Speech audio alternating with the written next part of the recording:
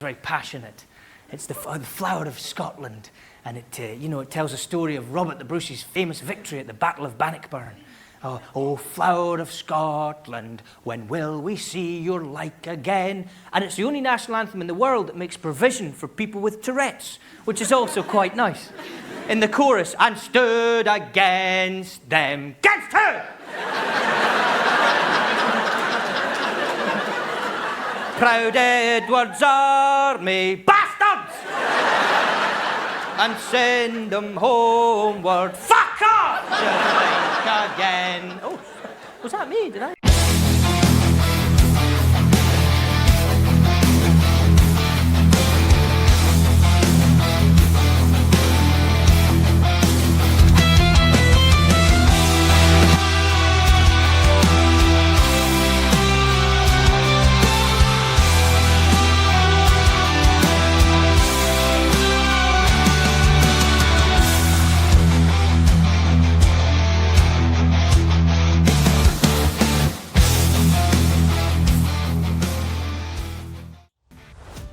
Well, yeah, round 2 has concluded, and it was some weekend. Wow, epic stuff. We've had, of course, Springboks facing off against the flower of Scotland, and what a game. Wow, Scots really came in all guns blazing, and the South Africans, sort of just buckled down and gave it their all. What a game it was.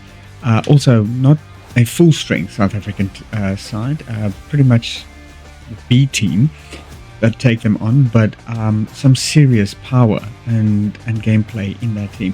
It's such a depth. There is such a depth within the South African Springboks that you could literally have. I mean, how many people weren't there? There's Malcolm Mox wasn't there, Oxen Chair wasn't there, even Etzebeth, Sia Kolisi, Faf de Klerk,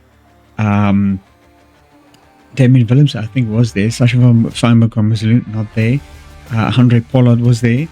But again, Cheslin Colby not there. But still, amongst all the... it was almost like a whole new team that didn't make it. You could build a whole new team of all the injuries and everybody that wasn't there.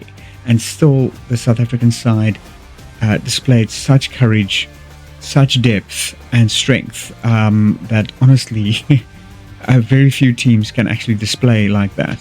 And although Scotland did quite a good job in fighting back to keep toe-to-toe with the Springboks, ultimately it kind of, just sort of backfired on them at the end of the day.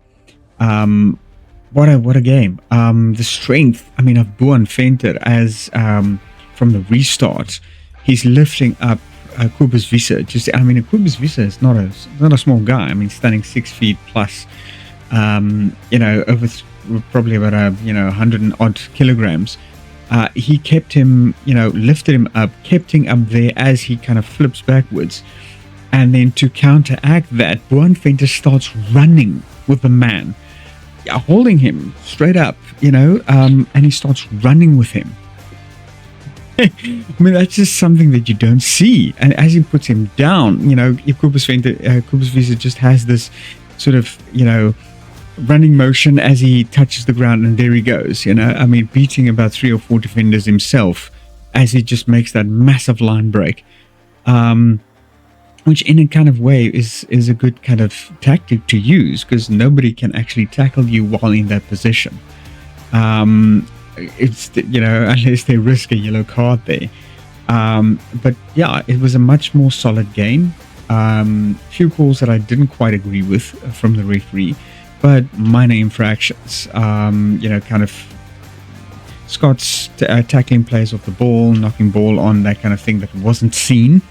But in general, pretty much a very good game, very solid call there from the referee. Obviously, within the rest of the Nations Championship, we have New Zealand that faced off against Italy. Quite a good win there for them, 47-17. Australia taking on the French. Unfortunately, didn't get to a victory for the South. But Australia hasn't been doing well for the last, say, 2-3 seasons. But still, 42-26. It's not it is a huge margin, but not as huge as some of the margins that we've seen here, coming out of that. Japan only losing to Ireland with 16 points, so really solid game there for the Japanese. Fiji demolished by England, 73-8. And then, of course, Scotland going up against South Africa with a loss there for 42-28. Really solid bonus point there for the South Africans. Argentina then went up against Wales and beat them 35-21. So definitely, wow. It's been a weekend, been an absolutely solid weekend of rugby. Coming back to the Springboks game, as per usual, like they opened up against the English, it was a solid first couple of rounds. In the opening couple of minutes of the match, Embrose Papier scoring the first try, with Ivan Ruiz taking up the second one. Pollard having his absolute accuracy intact. Then obviously coming in just after that, we had Ferguson and Rowe basically scoring one try each for the Scots, with Finn Russell, of course, being as accurate as always, equalizing the score just before half time. So we have basically 14-14 there. Coming into the second half, Ben Jason Dixon hitting it off with a yellow card, due to, and this is one of the calls that I didn't quite agree with. There was head contact within a clearing move from Ben Jason Dixon. Now, Ben Jason Dixon goes in low, below the player, binding in the ruck to try and clear him off the ruck. And unfortunately, the back of Ben Jason Dixon's head and back, sort of, of his shoulders, kind of hits the player in the face. Not on purpose, but by mistake. He went in as low as he could, and the fact that he then got penalized for that with a yellow card, review to the bunker, didn't quite agree with it. I mean, how low was he supposed to go in for that clearing move? You are, of course, as a player, allowed to, as you are part of the ruck in the initial ruck in the first place, to go in low and try and force the player off the ruck. And it's not an illegal move at all. And now he is being penalized for foul play. Simply because he, by accident, hit the guy in the face. It wasn't even that hard. It was just sort of a, kind of a ricochet movement. And unfortunately, Ben Jason Dixon himself being over 6 feet tall, it's not easy for guys that tall to go in that low. But he went in as low as he could. And in my opinion, didn't do anything wrong there. So, I don't know. Let me know in the comments below what you think. I'm always interested to hear about that. And of course, Lowe then basically scoring a try after that, converted by Pollard. Then we had Willemse scoring his try, and then Zachary Porthen with a massively powerful drive over the pick and go over the try line there. That was followed up by tries by Bayliss and White, but unfortunately not enough to counter the three opening tries of the second half for the Springboks, now making quite a bit of a lead for themselves within the second half. That was then followed up by a massive, absolutely fantastic try by Jesse Kriel, converted by Kewan Horn. And that's basically where the point scoring ended. 42-28, absolutely a humongous and epic win for the South Africans there. Next weekend, of course, they will be playing Wales in Durban. So as we're making our way through, they will be finishing off, I think, against the All Blacks in Cape Town at the DHL Stadium. And that will absolutely be another thing to see, for these guys. It's an absolute... they've been on their point, although unfortunately the All Blacks didn't make it Again, they did make it against France last week. And against Italy, they absolutely runaway victory there. With the under 20s, Japan doing absolutely well, beating America 71-21. That's a full 40, full 50 points point lead. And then, of course, Argentina failing against Scotland, unfortunately. Spain under 20s took on Uruguay, beat them 57-6. And then Australia took on Wales 36-38. Unfortunately, not making it there. And seeing that the Wales under 20 talent is making such a huge push into the international rugby scene, that gives us a bit of hope for the future Welsh team. If they come in that solid, then maybe there's some really fresh talent that could be taking over in international rugby there. I do also have to give a bit of an honorable mention to Zimbabwe going up against the USA in the World Rugby Nations Cup. Really well done. Although they lost, they played a really good game. Only lost by more or less half, 31-15, but doing considerably well against the US than they did against the Springbok A side. Then, of course, coming back to the under 20 championships, Georgia took on Italy 43-19, lost there. France beat New Zealand 26-22. Ireland under 20s taking on Fiji and getting up, with a win there, 24-19, and then South Africa in a harrowing game against the England under 20, beating them 53-37. But there was a bit of an incident which resulted in a quite a hectic permanent red card by referee Kevin Bailey. It was Kelly. I don't know, Sam Kelly. I don't know exactly what his first name is, but he got a red card, a straight red, against for headbutting Luan Gilumir in a really gross, deliberate action by him. I mean, that was just absolutely disgraceful, and a really kind of smudge on the name of rugby. This kid basically went in for a tackle, got Gilumir down, and then in kind of a Bakkies Botha fashion, lunged forward with his head downwards, smashing Gilumir in the face. He takes him, tackles him from the front, body slams him down almost, gets him down, and then with that final, really unnecessary, with malicious intent. And honestly, if you think Bakkies Botha was bad, I mean, this was just really, really, it was deliberate, with malice and forethought, and honestly, deserved the red card. He's probably not going to be playing in the finals coming up next week, while South Africa is going further now to face off against France in the finals of the Under-20s World Cup Challenge. Really hope them all the best there. Unfortunately, Luan Gilumir would also not be joining them, as he was given a 20-minute red card in the second half for unfortunately tackling a player in the air from across sort of a kick pass from the England side.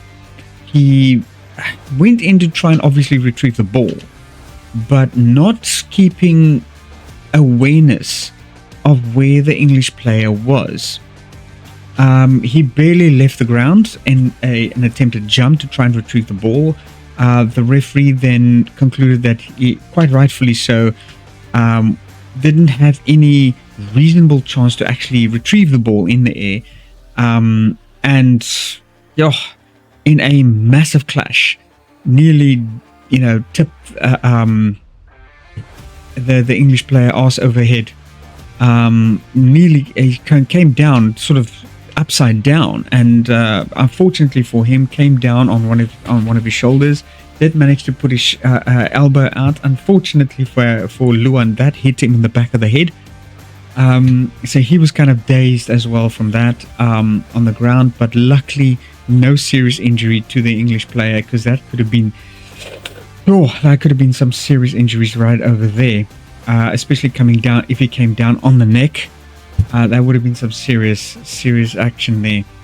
But Luan Gelumia now being out, I suspect for the under-20s finals, facing off against France next week. But this was a try-fest by South Africa. Honestly, I mean, starting off, Streeter basically scored the first try for England. Joaquin Ahmed basically taking up the first try there, converting it himself. Then Shields got a try in just after a penalty goal by him. Converted by himself. That is exactly the time when Kelly then was sent off with a yellow card for foul play on Luan Gelumia.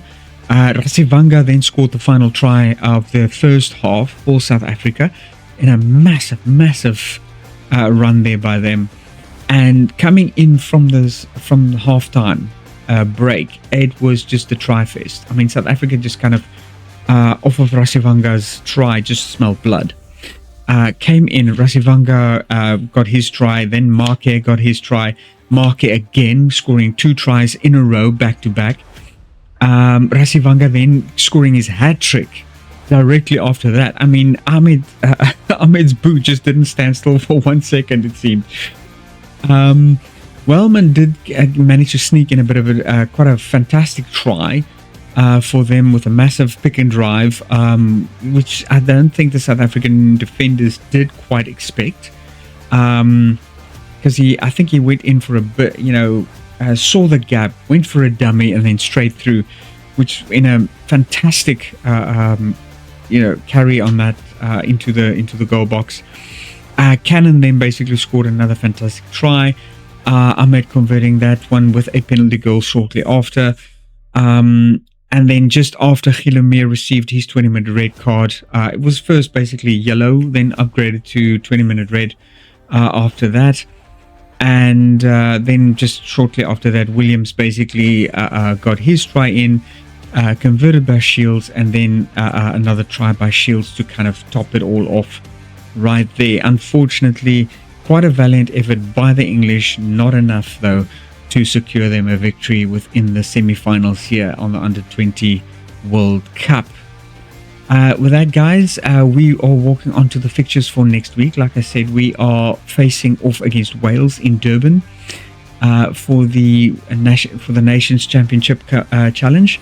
New Zealand will be taking on Ireland in round 3 there. Japan will be taking on France, and I'm really hoping for the best, because Japan has been making a lot of improvements to their game. They're almost like where Argentina was about 3 to 5 years ago. So they are definitely making some serious progress, and I love it. I just love these sort of previously underrated teams making such huge comebacks and efforts to improve themselves in future seasons. It's just wonderful to see. Australia will be taking on Italy, and hopefully they'll be walking away with a victory there for the South. Fiji will be taking on Scotland. South Africa, like I already said, going head to head with Wales, and then Argentina facing off against England. So that is going to be quite an action-packed filled rugby weekend as well, and we're looking absolutely forward to that. Georgia under-20s will be taking on Fiji, then New Zealand going up against England, Italy taking on Ireland, and then France will be cracking down in the finals, round 16 of the Under-20 World Championships against South Africa.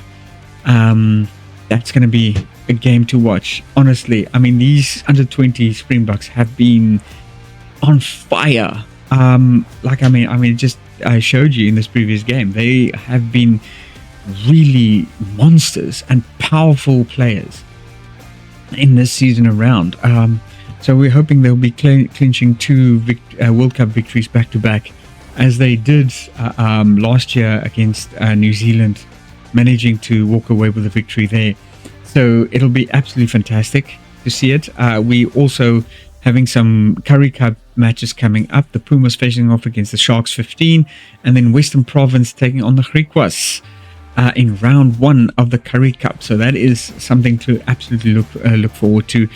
The Pumas and Sharks going up in the Mbombela Stadium, and then Western Province having the privilege of hosting the Griquas on their home turf in the DHL Stadium. So definitely something to look forward to there. Anyway, guys, that's it from me. Thank you very much for watching. Please give me your comments in the comments field below.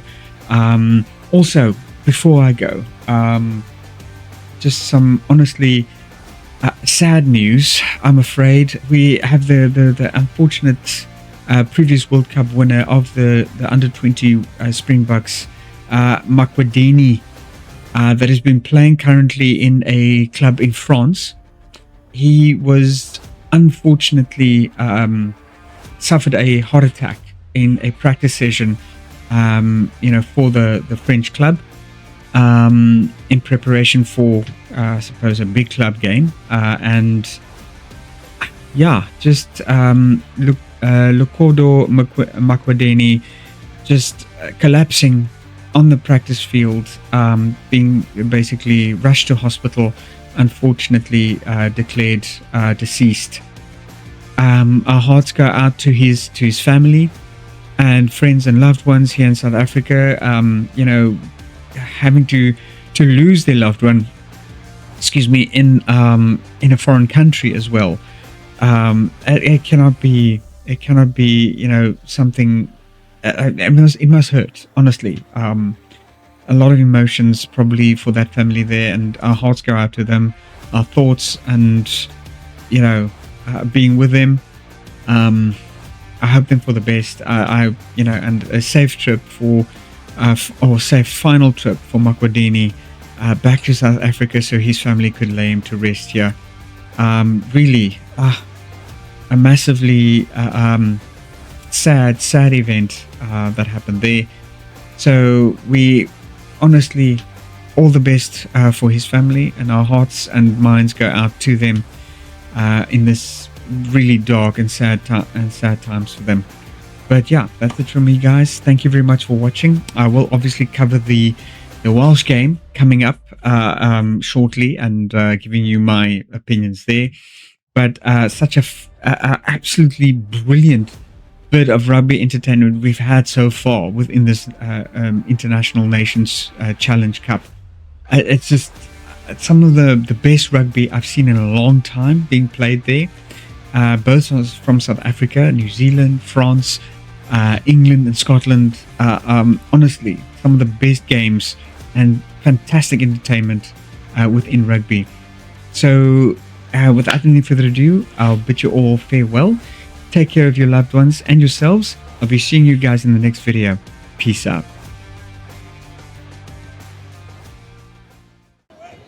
Hugh Shields kicks us off for the second stanza of South Africa versus England. They've got to threaten. They can't just weather. But you feel the aerial assault is going to be key now. Winters up against Just. Ahmed, incredible balance to stay on his feet. Almost a hole presenting itself. Umbulele. Hiomi becoming increasingly prominent. Muller High tackle advantage. straightening and drawing the high tackle, so a penalty advantage for South Africa. Hiomi Rasivaga!